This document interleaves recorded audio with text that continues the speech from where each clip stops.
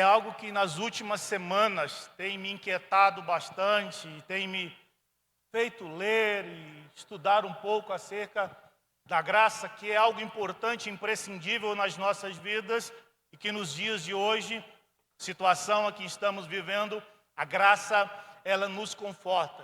Mas Paulo, quando escreve a Tito, ele mostra que além da graça salvar, ela nos auxilia a viver uma vida cristã autêntica e que agrade ao Senhor. Certo é que nós não merecíamos estar aqui, não merecíamos ser salvos, não merecíamos a bondade, a misericórdia, não merecíamos o nome no livro da vida, não merecíamos o sacrifício de Cristo, sequer merecíamos o Espírito Santo de Deus habitando dentro de nós, mas aprove a Deus nos amar enquanto estávamos em delitos e pecados, ainda pecadores, e enviou seu Filho para que nós fôssemos salvos e fôssemos libertos do pecado. Bem, o pastor Rafael Rocha nos ministrou domingo passado, Efésios 2, mostrando que éramos por natureza filhos da ira, mas agora, pela graça, nós somos salvos. Pela graça, nós podemos nos chegar diante de Deus. Não há mérito no homem. Não há nada, meu amigo Rafael Branco, que nós possamos apresentar a Deus, que chame a atenção de Deus. Algo que venha fazer com que Deus olhe para nós e resolva salvar as nossas vidas. Nós somos, como o Brennan Manning escreve de uma forma linda, nós somos tão somente mendigos, de mãos vazias, com as mãos estendidas, à porta da graça e da misericórdia do Senhor. Mas eu louvo a Deus, porque a porta da graça se abriu para mim e se abriu para você, e nós fomos lavados, remidos e fomos transformados para a glória do nome do Senhor. Não havia nada em nós que agradássemos a Deus. Agostinho, um grande homem, há homens que estudam mais que eu sobre Agostinho aqui, mas Agostinho, nas suas confissões, ele fala algo duro com relação à sua vida, mas ao mesmo tempo esplêndido. Ele diz: eu vivia em um esconderijo, porque eu não queria ver o homem que eu era. Mas um dia, Deus me pegou e me colocou diante do espelho. Eu tentei retirar o meu olhar e não olhar, mas Deus disse: continua olhando. E a imagem que eu vi, ela era desprezível, ela era horrível, e eu tive vergonha de mim e quis retirar, e Deus disse: continua olhando. Mas mais adiante ele escreve, dizendo: eu sabia o homem terrível que eu era, mas eu não conseguia ver o homem que eu poderia me tornar na presença do Senhor. Louvado seja Deus. Nós também tínhamos vergonha dos nossos pecados, dos nossos delitos, de tanta perversidade, coisas que nós fazíamos, nós realmente não queríamos olhar, mas a graça de Deus chegou até as nossas vidas e nós fomos lavados, e hoje podemos dizer: nós somos filhos de Deus, nós servimos a Deus e temos o nome no livro da vida.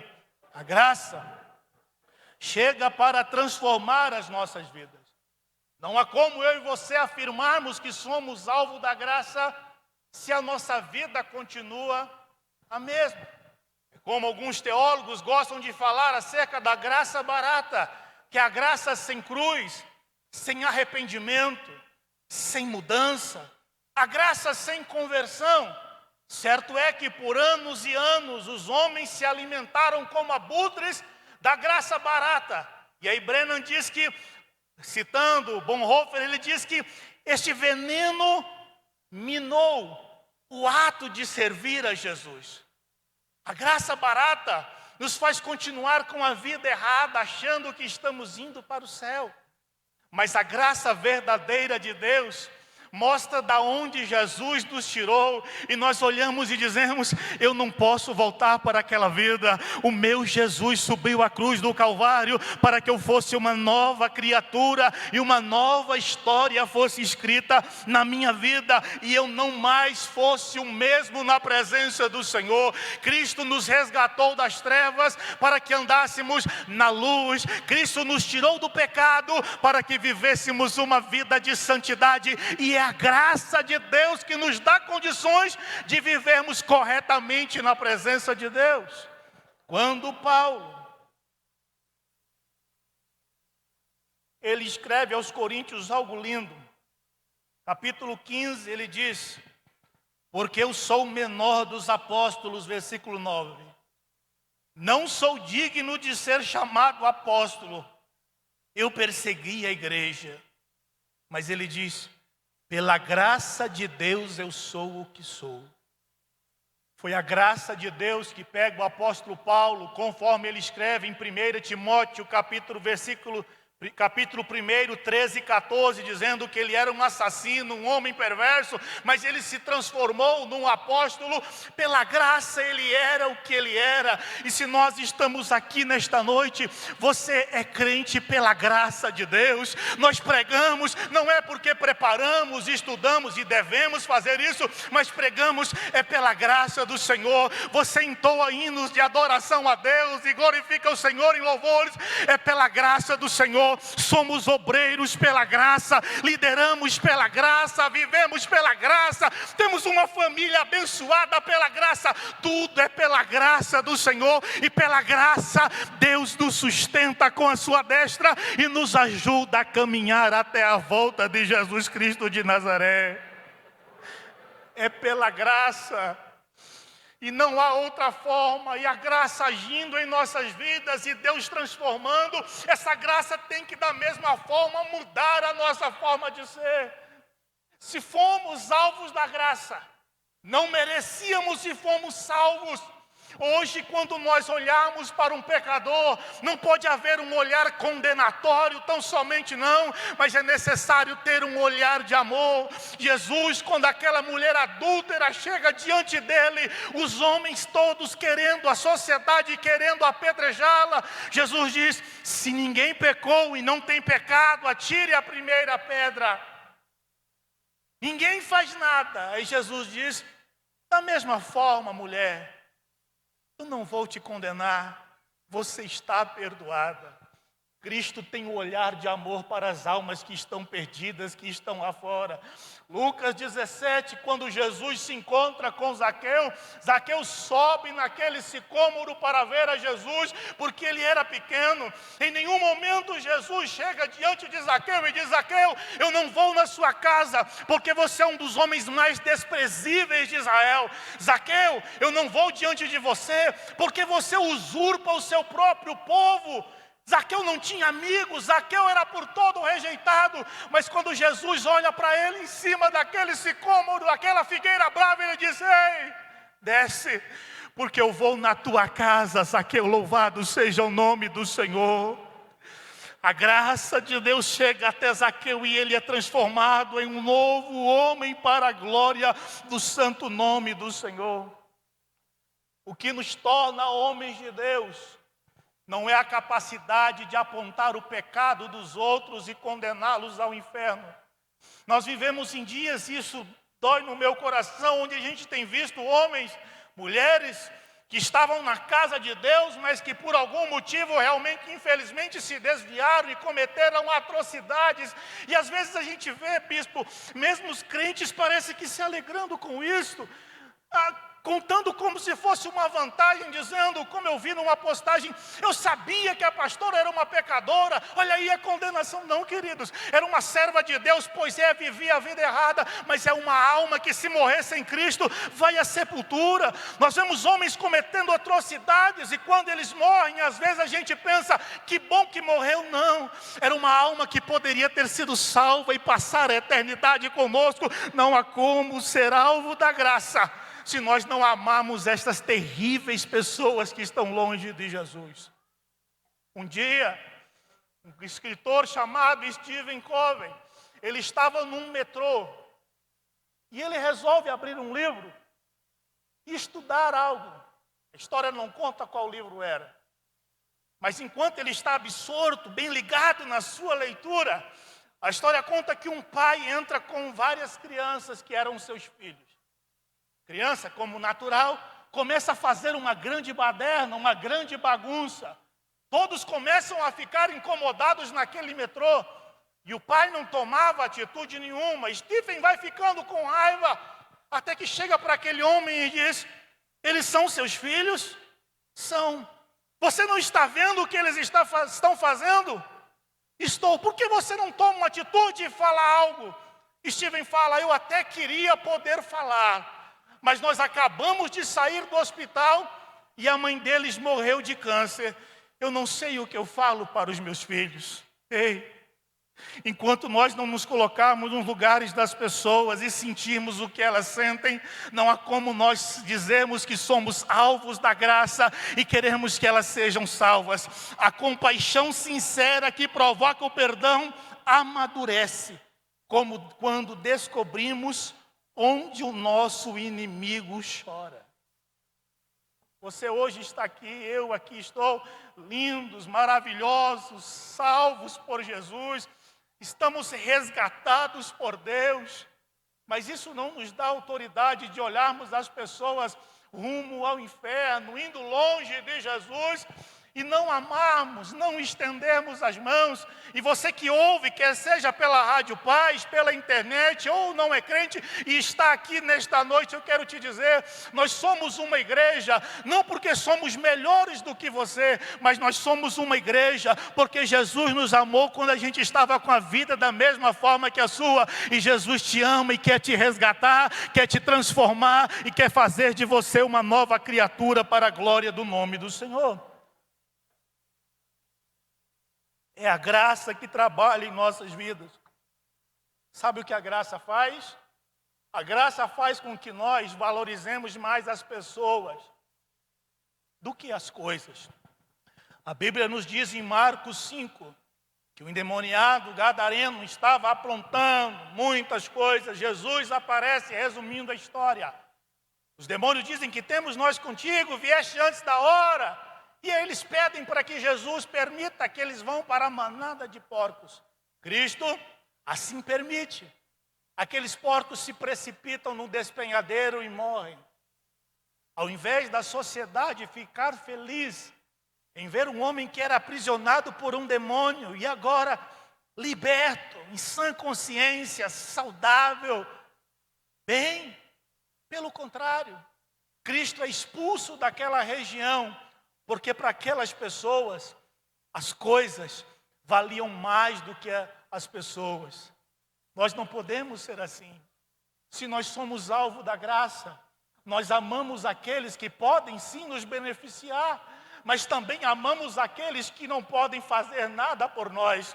Nós estendemos as mãos como igreja aos necessitados, não esperando algo em troca, porque quando nós chegamos a Deus, nós não tínhamos nada, e mesmo assim, Ele operou uma grande obra em nosso favor, e nos abençoou de uma forma tão grandiosa e tão maravilhosa. Quando nós somos alvo da graça, nós tratamos a todos igualmente, e fazemos por eles aquilo que nunca poderão fazer por nós.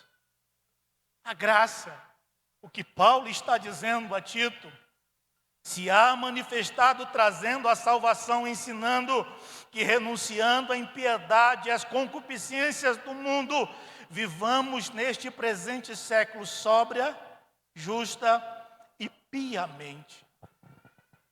A graça me faz me entristecer, como falei, quando um crente, infelizmente, tropeça. Há muitos em nosso meio que não confessam os seus erros e não mudam de vida, porque pensam que se falarem, serão rejeitados por nós. Nós não o amaremos mais, não abraçaremos, não acolheremos mais. Mas a igreja que é transbordante da graça de Deus, ao ver um pecador ou um caído, toma em sua mão e diz: eu não abro mão da sua alma enquanto nós não chegarmos nos céus. Eu não abro mão de você e nós vamos caminhar juntos para a glória do Senhor.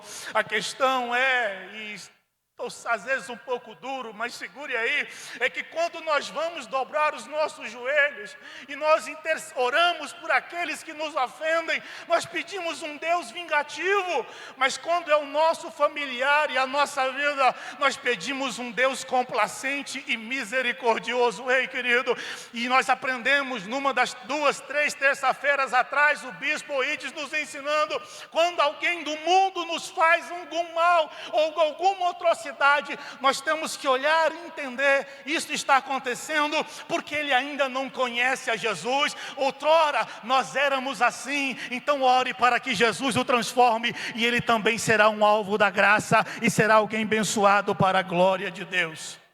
A igreja, ela é o hospital. Não estou tentando ser utópico ou romântico demais em dizer que a graça nos faz amar aqueles que nos ofendem. Fácil não é.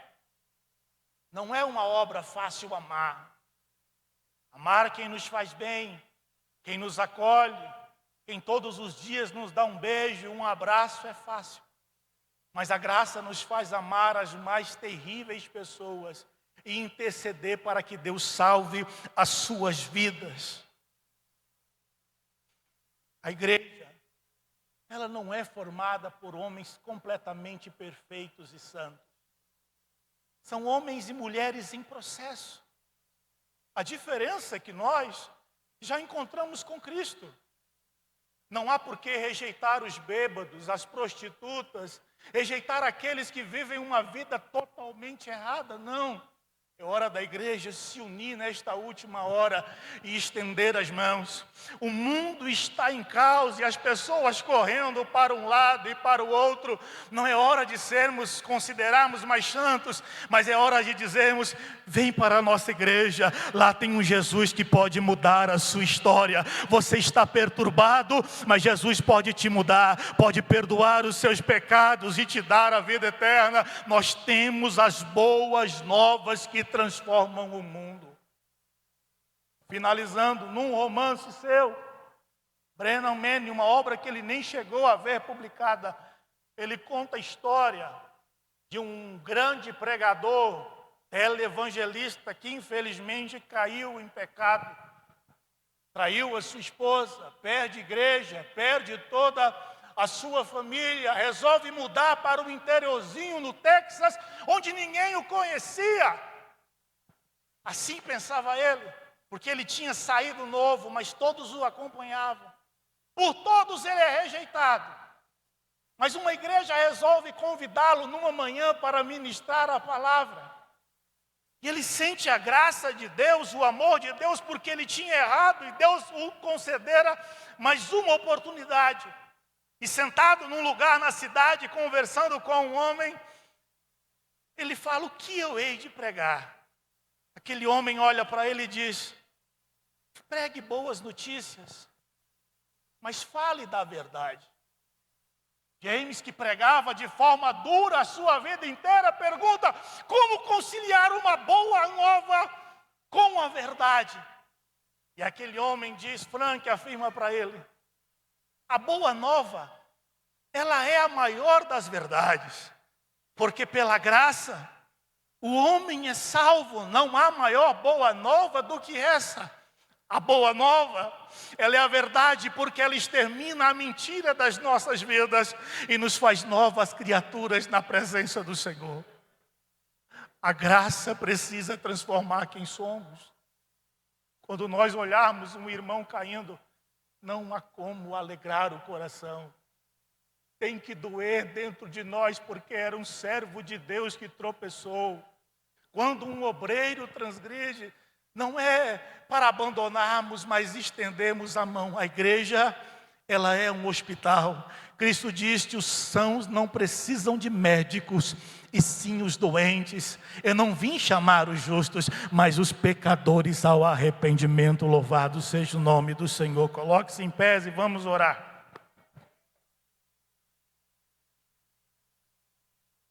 Que possamos sair nesta noite com um coração diferente, não alegre, em ver almas se perdendo, não alegre em ver pessoas que blasfemaram contra Deus.